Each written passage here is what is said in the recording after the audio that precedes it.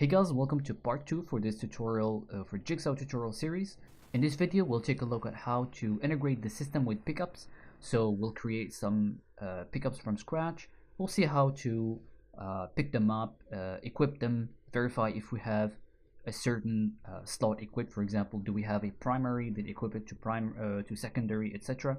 We'll also see how to drop items, and we'll see other things in these videos. So this is a third-person character template, so let's just go ahead here. I have a tutorial folder, so I'm going to right-click here and add a game mode. So you can right-click blueprint class and then go to game mode base, and let's call this tutorial GM. And then I'm going to add a player controller, so we're going to use this player controller to create our inventory widget, and then I'll make it handle adding new pickups. So let's select player controller here, and then we'll call it tutorial PC. So tutorial PC, and then in your world settings here, if you don't see this window, just go to window here and make sure you have world settings checked. So here you get to select your default game mode for this specific map. So let's select our tutorial GM, and then for the default pawn, we're going to use the default third-person character, and then for the player controller, we're going to select the tutorial PC.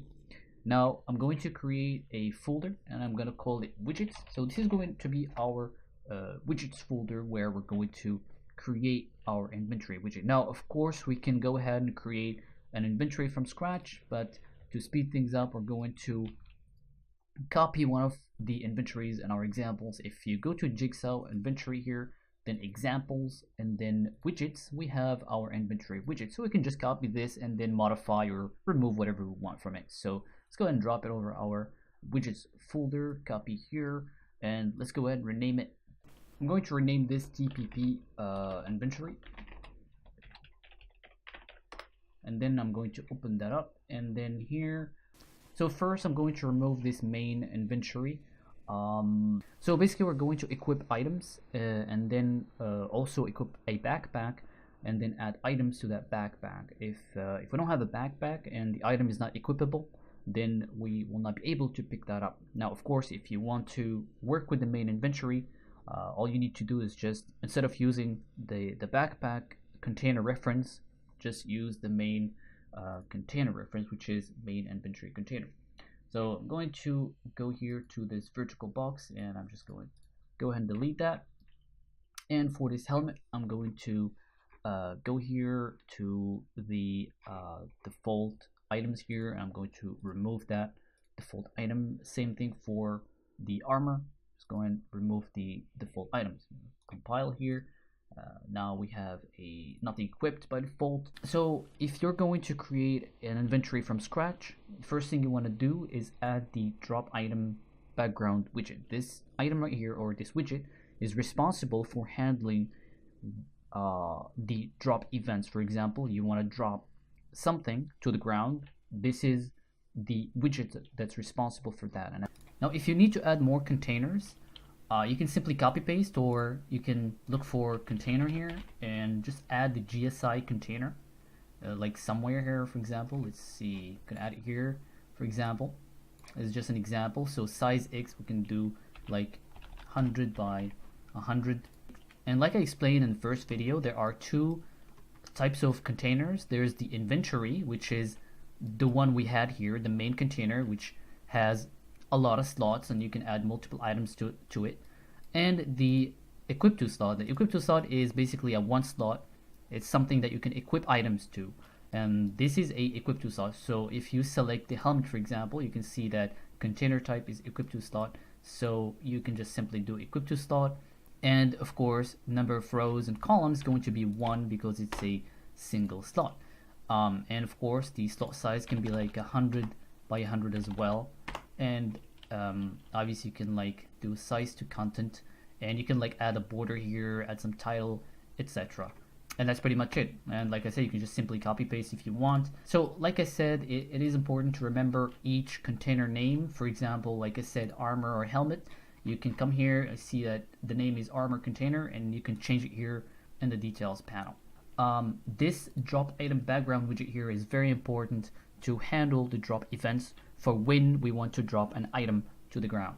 So in case, once again, in case you create an inventory from scratch, make sure you add the drop item background widget and make sure it is the first item.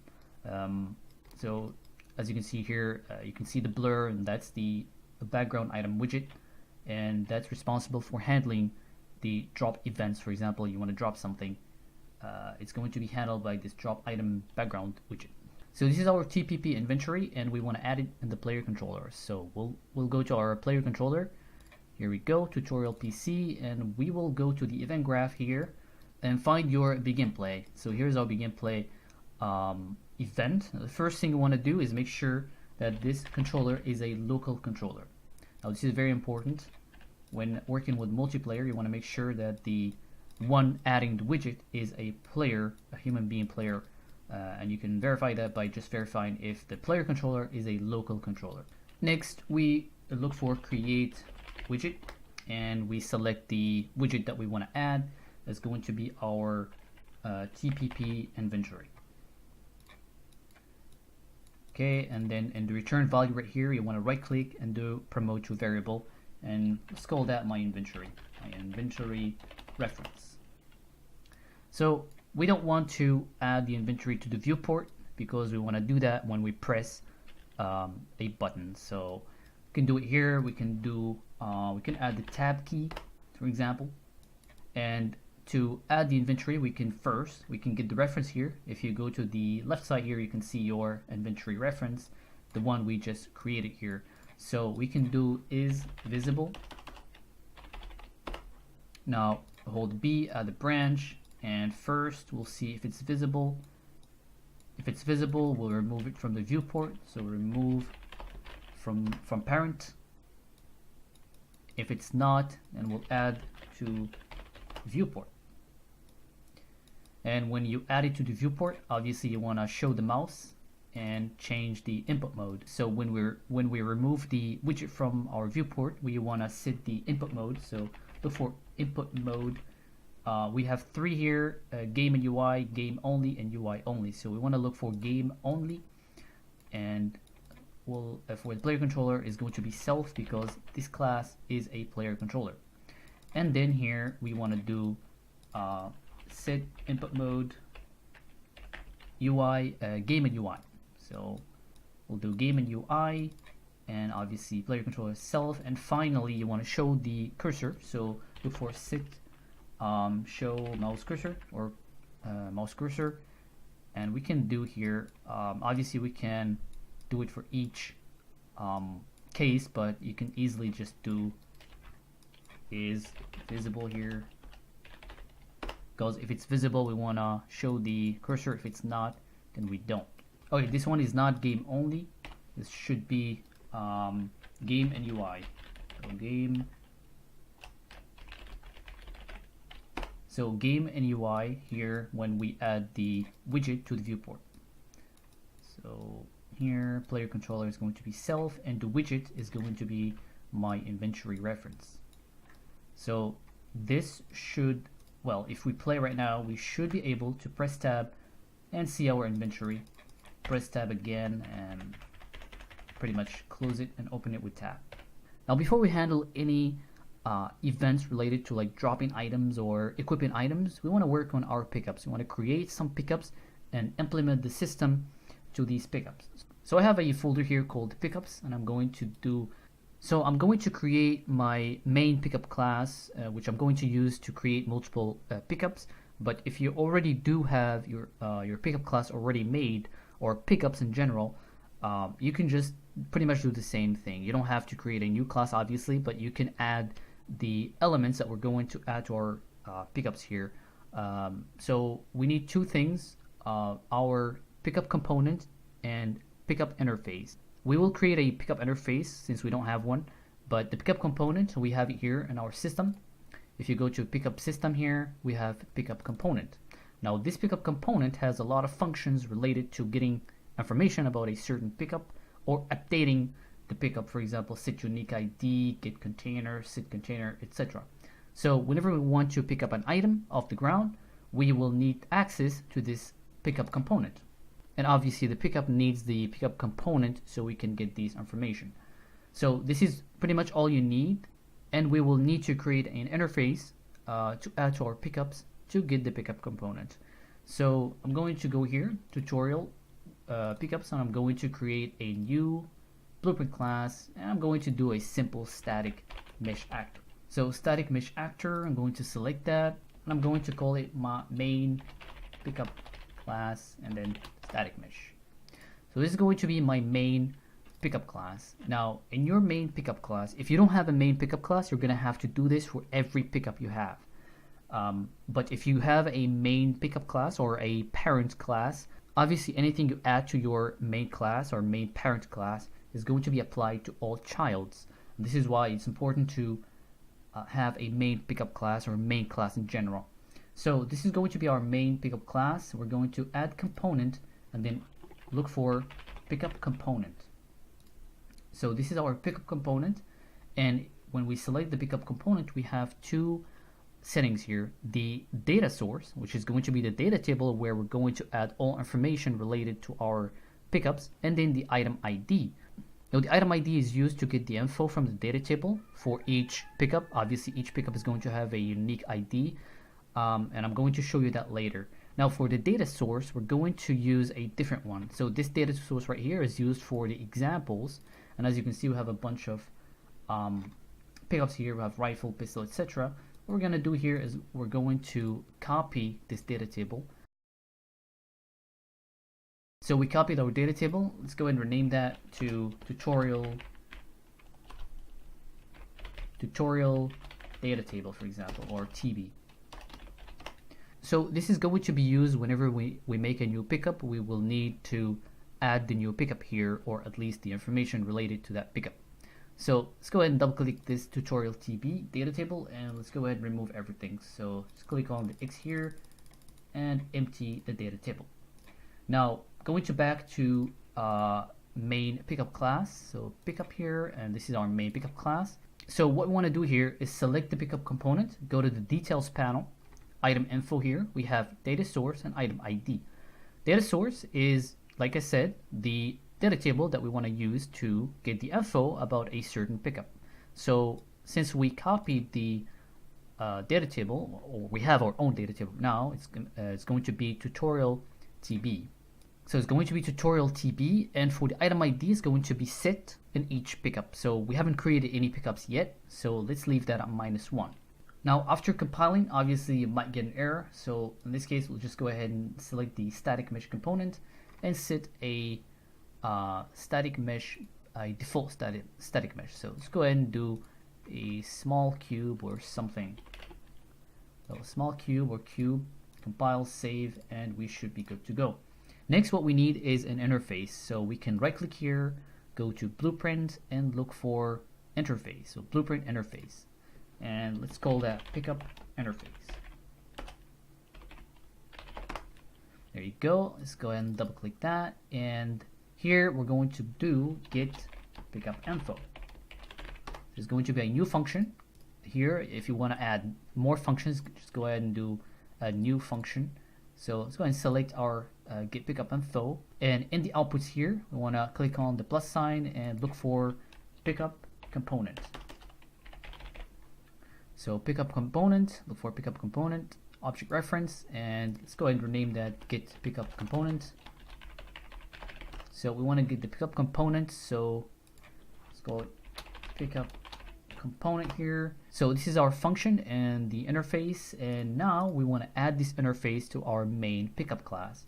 Now once again, if you don't have a main pickup class or parent class, and you have like a lot of classes that are separate from each other, then you will need to do this in every class, pretty much on every pickup. So we're going to go to class settings here, and then interface, and look for add, or click on add here, and then look for pickup interface. Okay, seems like we have two here, so I'm going to go here and rename that. I'm going to go here and then rename this to like my pickup interface, and then come back here and click on add, look for my pickup interface. Compile, save. Now after you compile, you will notice that a new function is added here, get pickup component. Now this function, if you remember, it's inside of our interface. Here it is. So basically, whenever you add an interface to a class or blueprint, you will have the functions of that interface added to the interface section here. So now what we need to do is handle that function. So let's go ahead and double click here. And as you can see, it wants a pickup component. So we have it here. Let's just go ahead and give it the pickup component. And there you go. So this function is going to be useful to get the pickup component from an actor that we might want to add to the inventory. So that's pretty much it. Now all we need to do is just create some pickups. So we can right click here, create a child, and let's call this my rifle pickup, for example. So go ahead and double click that, and as you can see, because it's a child, it inherits everything, the pickup components, including the interface. So we'll select the pickup component, and as you can see, here's our tutorial TB. This is the data table. Obviously it's the same as the parent. And item ID, now this is the important part. What we want to do here is go to the data table here, go ahead and double click that, and now we want to add a new entry because we have a new pickup made. So click the plus sign, and so let's go ahead and fill in the info about this rifle. So select the first row. First thing you want to do, select an ID, item ID, start by 0 for example. And here, this is very important, row name is going to be 0 as well. Unique server ID, this is something that can be set at runtime. If you're doing like a multiplayer game, you can see my multiplayer example and see how I use the unique server ID. I'm going to do a separate video about the multiplayer example, and I will explain this unique server ID. But for now, let's go ahead and leave it at 0. For the type, is going to be a rifle, and obviously for this type right here, as you can see, we have a bunch of options. But if you want to add more, you can just go here, system, here look for system here, data, and then you're gonna have like GS item type. And as you can see, you can like go ahead and add more if you want, basically something. And now if you go here, you can see that we have something here available. And if you want to add more things to this table or info, you can once again go back to the data here, system data, here F item info, and you can go ahead and add whatever you want here, or change for that matter. So you can go ahead and add the new variable if you want, or a new information that your game might be needing. So once again, let's go ahead back to the data table and go. So for the type is going to be a rifle. For the rarity, let's just select whatever. This obviously will determine the color. Can stack, let's set it to false. So the image is the image that we're going to see in the inventory. Look for rifle. We have a rifle, I think, in our example. There you go. Let's just go ahead and select this M416. So for the slot dimension, we can do something like 5 in X and 2 in Y. So 5 by 2, count is 1, weight we can do like 200. Price, so you can fill in price, we can fill in a name as well. So rifle, description, we can leave it empty. The drag sounds, obviously you can select your own sounds, but I'm going to leave it empty. I think that's pretty clear. Now if you have watched the first video, you're going to notice that now we have a is container sitting instead of like having it here, the type. Previously in the first video we had like type here, you have to select container. Now we don't have that. We have a checkbox. With this option right here, anything can be a container. For example, if we have pants and we would like to add some slots to those pants, we can select, we can set this to be a container and then select the container dimensions, and that item now will be a container. If you see my examples, you're gonna notice that when you equip pants, you have 2 extra slots, and I'm going to show you that later. But for now, rifle is not a container, so let's go ahead and leave that empty. And this is all we need. The last thing, of course, is the actor class. This is very important for when we want to drop the item. We need the actor class. So we'll select here, we'll look for my rifle. So actor class is basically just the blueprint of this item. So my rifle pickup, and there you go. So now the most important thing after this is the item ID. So this rifle has item ID 0, so you need to go back to your rifle blueprint, select the pickup component, and then an item ID, you want to set the same ID in the data table. So now this blueprint or pickup component is going to use this item ID and get the information about this pickup from this data table. And in our data table, this pickup right here has the ID 0. So let's go ahead and select the static mesh here and just change the mesh to one of the meshes here. So we'll select this gun right here, and there you go. Let's go ahead and select the static mesh here and go to simulate physics. So now we want to find a way to pick this item up. So we can go back to the main class, main pickup class. We can add like a box collision or sphere collision. So let's go and look for collision here. And we can add like a simple box collision, and let's go ahead and add it there. Let's go ahead and select the box or sphere collision. Go to your the details panel here. You want to go to collision presets. Let's make it like custom, and just make it ignore everything and overlap the pawn. And also you want to make the static mesh here. If we go to the collision preset here, you want to do custom, and then you want to make it ignore the pawn. Now obviously you want to customize those collisions however you want. So now if we go to the rifle child, as you can see, now we have a box collision. So we can select it here and go to the box extent here, and so this is good enough. Now we can go ahead and drop the rifle and on the ground. And so what we want to do here is overlap the rifle and equip it to the primary if we don't have a primary. So now because we have a main pickup class, we can just do the logic there, and we don't have to do it for every pickup because every child is going to inherit the same logic. So our box here, we can just right click, add event on begin overlap. So the first thing I want to do is make sure that this is basically the actor that overlapped the pickup. So we can get the other actor and cast to third person characters. Just make sure it's our character. And now we want to go to our player controller and do add new function, and let's call it add new pickup. Let's add new pickup. We're going to add an input to this function. So this input is going to be actor reference or pickup reference. Just call it pickup reference. And for the type is going to be an actor reference. You don't need it to be specifically a pickup reference. It can just be simply an actor reference. Go ahead and save. Now, so this is in the player controller. Now I want to go back to the main pickup class, and if this is successful, you want to get the controller of this third person character. So get controller. Now you can alternatively do get player controller, but we can do get controller, and let's go ahead and cast it to our tutorial player controller. And if it's successful, we'll go into call the function we just created. So add new pickup, and here you go. Now for the pickup reference, it's going to be self because this class is a pickup or an actor. So let's go ahead and do self, and that's pretty much it.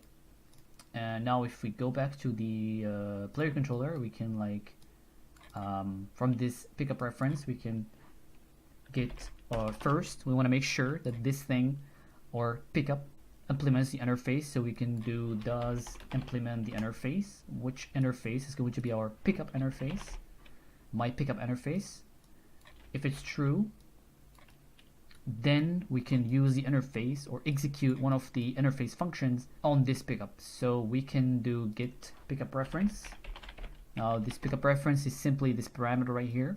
I just don't like to drag things from here and just get it here.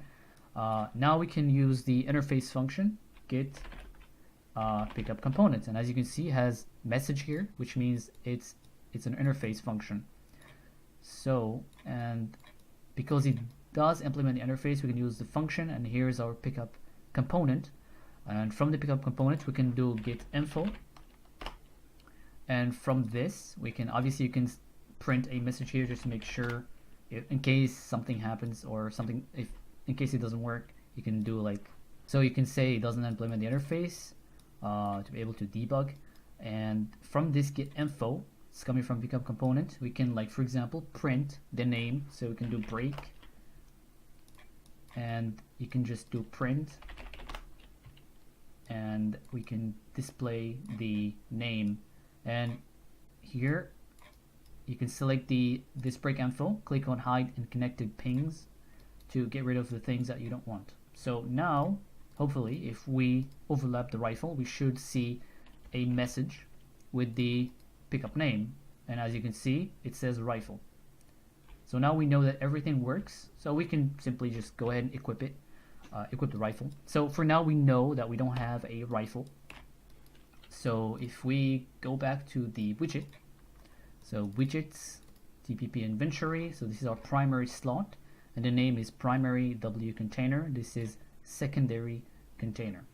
So that's pretty much what we need, and we can go back to the tutorial. So what you want to do is get the inventory reference, and let's say I want to get that primary container, so get primary container. Now of course we can verify first if it's a weapon, so you can get info, and we can do break and verify the type. We can do if it equals to a rifle, for example, or a pistol or a melee, then you know you can equip it. So let's just go ahead and do if it's a rifle.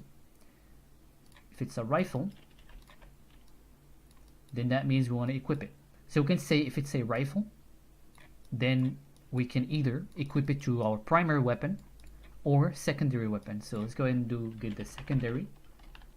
So let's verify if we already have a primary. So we can do, so we have a function called equipped. So is equipped. So we'll see if we have a primary. If we have a primary, then we want to verify if we have a secondary. But first, if we don't have a primary, if it's false, then that means we can just go ahead and equip it to our primary. So let's get this here. And you can call equip item or equip item. Yeah, equip item. So if it's false, if we don't have a primary, then we can pretty much just equip it to the primary. And it wants the slot vector. Slot vector is going to be 1 by 1. So it needs the ID, so we can get it from here. You can just expand this, item details. So you want to expand this and go ahead and select whatever you want, item ID. Again, because we clicked here, hide and connected pings, that's why we only have the option that we're using right now, but you can select ID. And what do we need? We need the info. So in case you want to keep any changes to this struct, you need to pass it here as well. So if you have like a different image from the original one and you want to keep that, you need to pass it here. But in general, just go ahead and pass it. So I believe that's pretty much all we need. So item ID, we'll pass it here. And for the info, it's going to be this info right here. So the slot container is for when you drop a container, such as a backpack, and you want to preserve the content of that backpack. So you need to keep this slot container. So you can just go ahead and get it from here. So pick up component, get container, I think.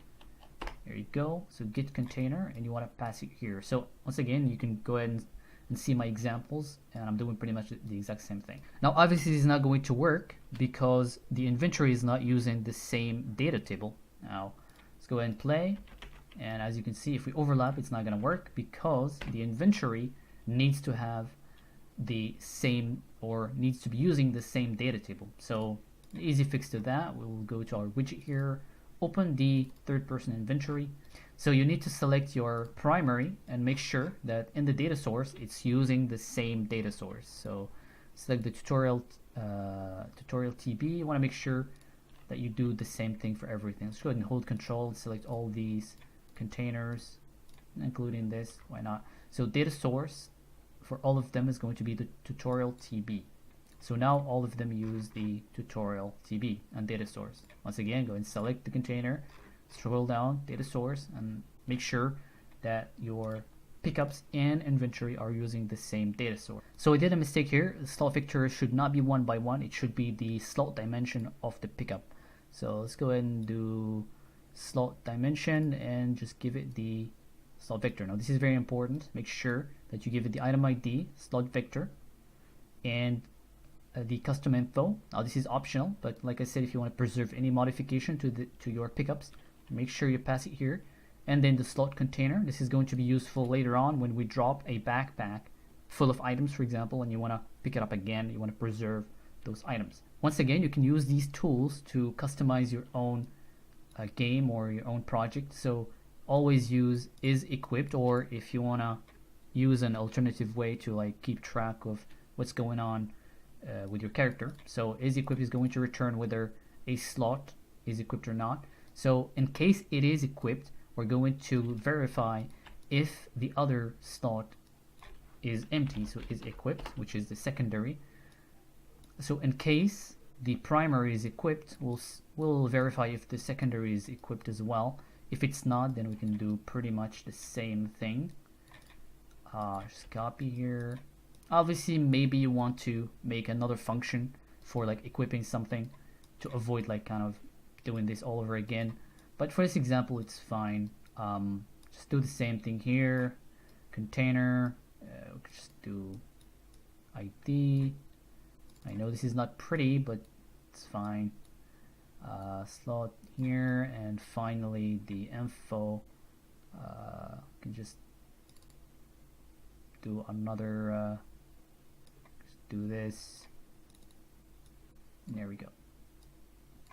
And obviously target, this is very important, and our target is going to be the secondary.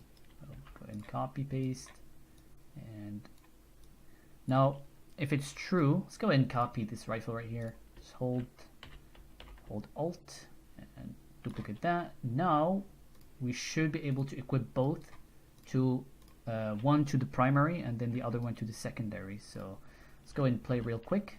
Test if everything is good. So overlap this, going to be our primary, and this should go to our secondary. Now if this triggers, if this is true, that means you have a primary and a secondary. In that case, you might want to add it to your backpack or just don't equip it. And also after equipping the item, what you want to do with the pickup. So do you want to destroy it? Do you want to equip it to your character? We can equip it to the character if you want. Okay, first let's go ahead and destroy it. So just to show you how to do it. So pickup reference, go ahead here and just do destroy actor. Let's go ahead and destroy the actor after equipping it. Now this is one way of doing it, or obviously the ideal way would be to equip it to your character, and we'll do that in a moment. So after equipping the pickup reference, we can go ahead and destroy it, and this will allow us to overlap the item and have it destroyed. And boop, there you go. Now as you can see, the pickup got destroyed. Now you can go ahead and equip it to your character. If we go to our third person character, go to the mesh and look for the character mesh. Let's go ahead and open the skeletal mesh. We can equip it to the right hand. So want to right click here, add socket, and let's just call it rifle, for example. So it's going to be socket rifle, and we want to right click on that socket, add a preview asset, and we want to equip the gun mesh, for example. And now you can obviously make sure it's well aligned, etc. Okay, let's just go ahead and do it pretty quickly. Like we really don't care about it being precise or anything. You could just, for example, do this real quick. Okay, that's good enough. So the socket name is rifle. Now we want to go back to the player controller, and instead of like destroying this, we can. Okay, so because we don't want to destroy the item, we need to set equipped in the pickup component. So we can just go ahead and do pretty much just copy paste the same function. Now this is optional, but in case you want to verify if it's equipped or not, let's go ahead and do update equipped, and want to make sure, or at least set it to equipped. So this is optional, but this allows you for next time, for example, you can do like equipped. So this is important in a multiplayer game. So when it's equipped, this prevents other players from picking up the item in case like multiple players are trying to pick up the item at the same time. So if equipped is false, then we can like try to equip it. And then after equipping the item, we can set equip to true. And then now we can equip the item to the characters. So we can get controlled pawn. So since we are in a player controller, we need to get the controlled pawn, cast to the third person character. So cast to the third person character, get the mesh. So we want to get the mesh, and then we want to do get pickup reference and do attach to component, and the component is going to be the mesh, and the socket name is our rifle. And obviously you can add this variable to your pickup info, and then you can like set it in your you can like have it as an option in your data table. So for now we're going to do socket name rifle, do snap to target, rotation snap to target, and rule keep world. And this should allow us to equip the rifle to our hand when equipped. And as you can see, here it is. This is just a simple example. You don't have to do it this way. Now obviously this depends on if you already have a weapon in your hand and then you want to attach this weapon to your back, for example. So there's a lot of ways to play with this, but for now let's just go ahead and go back to just destroying the item. So when picked up, we'll just simply destroy actor. Alright, so let's go ahead and create our backpack, and go here to tutorial, pickups. Let's go ahead and do right click, create child, and I'm gonna call it my backpack. So go ahead and double click that. So this is our backpack. Obviously I don't have a backpack mesh, so I'm just going to keep this this box. Let's do 10, maybe 10 by 10. Yeah, that looks fine. So this is our backpack, and now that we created our new pickup, we can go to the tutorial here, data table, and we can add a new entry. So this one is for our backpack, and for the ID is going to be 1. So obviously the item ID needs to be different, so 0, 1, and unique. For the type here is going to be a backpack. So backpack, rarity, we just leave it common. For the image, let's look for our backpack, and for the slot dimension, let's do 3 by 3, and count, weight, doesn't really matter. For price, just feel free to customize this however you want. For now, I'm just gonna jump here to is container. Now we set this to true because it's a container. We like it to have some extra slots when equipped. So slot dimension, we can do like 4 by 4, for example. So supported items, if you want the backpack to support everything, so you leave this at 0 array elements. So basically empty. An empty array means that it supports everything. So if you want this backpack to only support certain items, you can add them here. If you double click a container, you can see its content. Like you have a small window that shows with the content of the container. You can either enable or disable that. And actor class, this is our backpack. So we'll look for my backpack. Here we go. Just make sure that it's the right one. There you go. And that's pretty much it. Now we need, once again, very important, go back to your backpack blueprint, select the pickup component, and make sure you give it the right ID. So now we should be able to equip this backpack. So now we should be able to just drop the backpack here, for example. And now if we go to the player controller, so here we see we verify if type equals rifle. Now we can verify if type equal container, for example, or backpack. So we can do if, now in case it's false, it's not a rifle, then it could be something else. So we can do if type equals to let's see, backpack. So if it's a backpack, we want to make sure first, obviously, verify if we already have a backpack. So in our widget here, if you have it open here, so our backpack is called backpack slot container. So that's what we want to work with. So back to the player controller, get the inventory, get the backpack slot container, and we want to make sure that, and we want to verify if we already have a backpack. So just look for equipped. So if it's okay, so if it's a backpack, we can verify if it's equipped. If it's not, then we can go ahead and equip it. So once again, we can just go ahead here, do equip item. So if we don't have a backpack, we want to equip this.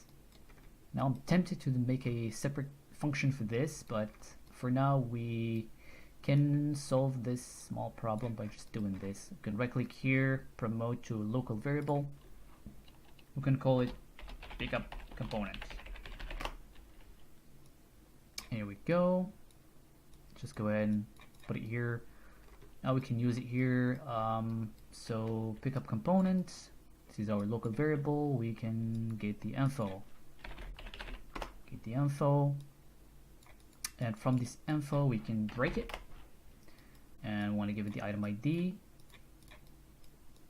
give it the slot dimension, pass the info here, and that's pretty much it. Let's go ahead and go to the details panel, click on hide and connected items, and let's get the container. So get container, here we go, and that's pretty much it. So this should equip our backpack. So let's go ahead and try. Let's go ahead and overlap that, and here our backpack. Now as you can see, we don't have the content of the backpack.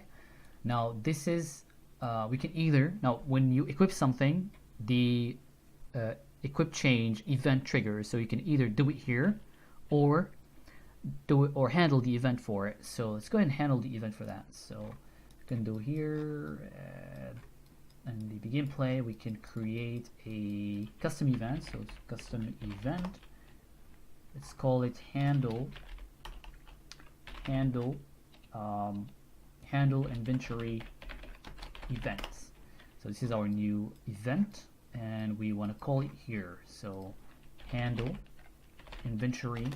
So handle inventory event. So just after creating the widget, we want to handle our inventory events.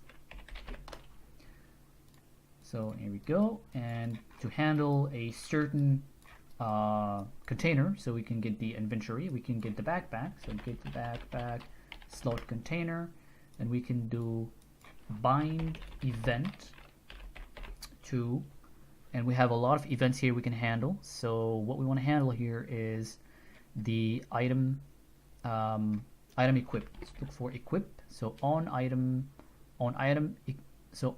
equip change, that's what we want to handle. So drag a pin from event, look for add event, and then add custom event. So event on backpack equipped.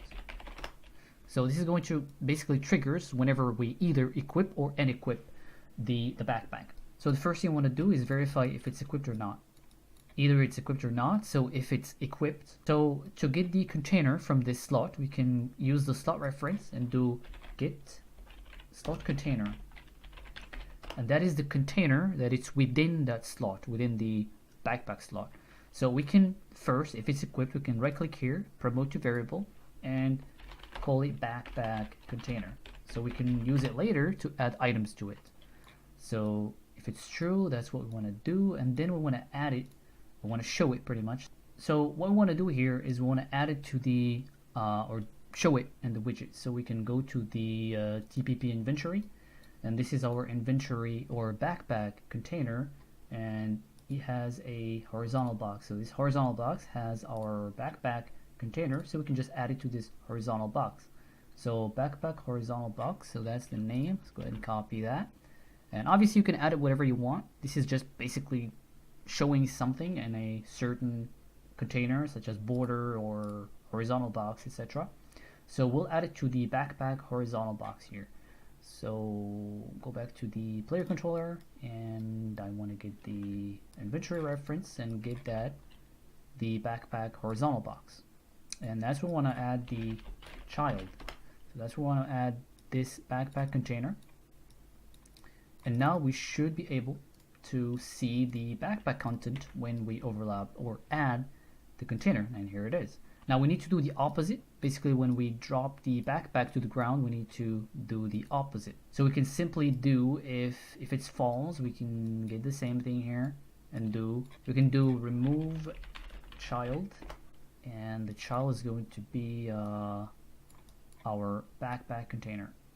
So, and then we can set the backpack container to false, or to empty, basically, and that should do it. So this is pretty much all we need. We'll test this when we drop the item. So now we want to add items to the backpack. So let's see. We can create another pickup. So go to tutorial, pickups here, and just right click, create a child. Now let's add some currency, since we need something that stacks, right? So let's go ahead and add that. So let's call it like my currency pickup. Alright, so this is our currency. We can just leave the box once again. I don't have a mesh for that, so let's go ahead and select this to, or set the extent of the box collision to 10, 10, 10. And now what we want to do is first, let's go to the data table here and add another entry. So so this time is going to be 3 or 2, sorry. So 2 here, and row name is very important. Don't forget the row name, 2 as well. So this is going to be a currency 1, common. This is obviously like for the rarity, you can set whatever you want. So can stack, this time is we're gonna say true. The maximum stack is going to be like 5,000, for example, and the image is going to be, let's see if we have some cache. Here we go. And for the slot dimension, we'll leave it 1 by 1. For the count, let's start by, let's set it to like 150, for example. And weight, we don't care about that yet. Name, let's just call it some money. And for the image, or we already set the image. For the sound, feel free to select whatever you want. It's not a container, so I think that's pretty much all we need. Now the actor class is going to be my currency blueprint or pickup. Here we go. I'll go ahead and save.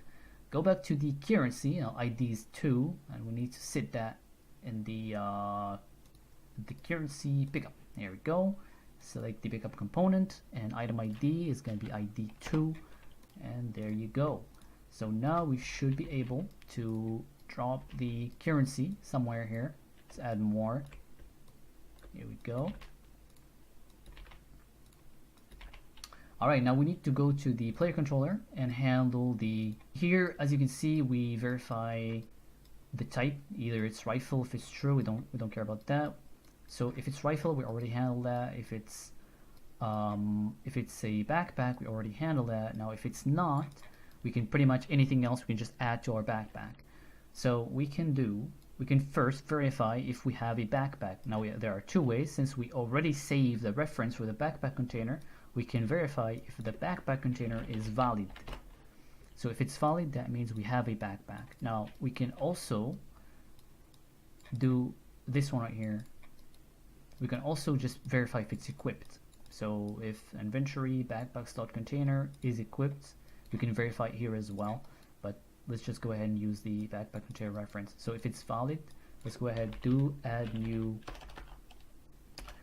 new inventory item. We want to use the first option. Now obviously we might have a full backpack, so maybe we don't have enough space, and this is where we're going to verify if the item got added or not. If yes, then we can proceed with destroying the item, etc. If not, then that means we either don't have enough space or something else happened. So if it's valid, we'll try to add this item, give it the ID. It's not dimension. We don't need that here. So here we only need the item ID. For the count, if you leave it -1, it's going to take the value that is in the data table. But for here, we're going to get the count from here regardless. So count is, there you go. And for the try rotated, yes, it doesn't really matter because it's just 1 by 1, but let's just go ahead and do that. For the info, let's go ahead and give it the custom info here, and I believe that's all we need. So if it's added, we can go ahead and destroy the item. So first, obviously, because we don't have a backpack, if we try to pick up these currency or money, as you can see, nothing happens because we don't have a backpack. Let's go ahead and get our backpack here. Now let's go ahead and overlap the money, and as you can see, it gets added to our backpack. We can obviously stack. Now, let's see if we have an auto stack here. Try to stack. Okay, so let's go ahead and enable that and see if we can like stack them by default. So select the backpack and then we will overlap, and as you can see, they stack automatically. So finally, for this video, we're going to talk about how to drop items. So that's what we're going to handle here. And if we go back to the TPP inventory, like I said, we have this drop item background widget. So this is going to handle the event for dropping a certain item. So let's go ahead and rename this. Let's go ahead and press F2. Let's go ahead and call it something like drop item handler, for example. So drop item handler, this is going to be our new name. Let's go ahead and copy that. So save. So going back to the player controller and the event graph, and let's do a sequence here, or let's just go ahead and do a sequence here. So first we're going to handle this event, and next we're going to look for our drop item handler. Okay, and that's what we're going to handle here. So look for bind event once again, and we only have one event, which is the drop request. So link that there, and that's what we're going to handle this time. So custom, add custom event, and we're going to call it event handle drop items, for example. Just call it whatever you want. Again, this is in our handle event, inventory events. And here we have the item reference, we have the info, we have the count and container. So the first thing I want to do is break this item info. So I want to get a certain, click on hide and connected pins, and let's go ahead and get the count. Now this count right here is the total count of the item that we have in our inventory, and this count is the amount that we want to drop. So if we have 150 something and you want only drop 50, then in that case you need to verify here. So let's go and do and verify if the count is equals to this one. So that means we want to drop everything. So if the count, the amount that we want to drop is equal to the count of the item info, that means we want to drop everything. One more thing we need here is the class, actor class, so we can basically just spawn the item. And in case we already have it, obviously you just want to drop it or change the location, but since we destroyed the actor, here we need to spawn it. So look for spawn actor. So spawn actor from class, and the class is going to be this one.